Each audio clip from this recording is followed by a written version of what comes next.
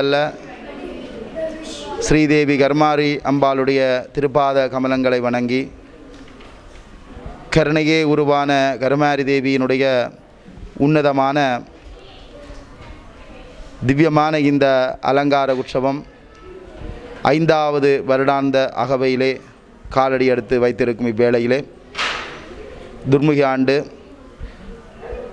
பூச நட்சத்திரத்தை முன்னிட்டு இடம்பெற்று வரும் இந்த அலங்கார உற்சவம் சிறப்பான முறையிலே பஞ்சிகாபத்தை என்னும் இந்த இடத்திலே 198ஆம் இலக்கம் தென்கீழ் 24 என்னும் இலக்கத்தில் அமைந்துள்ள இந்த ஆலயம் கடந்த 5 ஆண்டு காலமாக இங்கே கும்பாபிஷேகம் செய்யப்பட்டு சிறப்பான முறையிலே திருவிழாக்களும் உற்சவங்களும் முன்னெடுத்து செய்து வரப்படுகின்றது.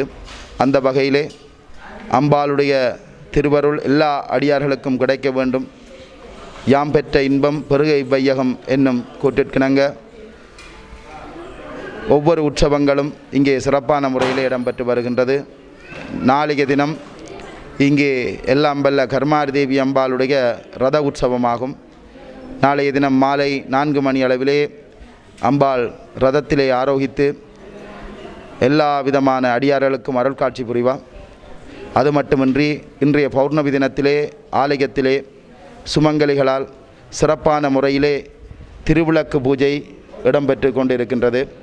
இந்த திருவிளக்கு பூஜையின் சிறப்பம்சமாக இந்தியாவிலே இருந்து இங்கே வரும் சுமங்கலிகளுக்கு எல்லாவருக்கும் புதிதாக கொண்டு வரப்பட்ட விளக்குகள் வழங்கப்பெற்று ஆலயமே பிரகாசமான முறையிலே அம்பாளுடைய திருவருள் எல்லோருக்கும் கிடைக்கும் முகமாக இந்த திருவிளக்கு பூஜையை செய்வதற்கு அருள் பாலித்து இருக்கின்றது.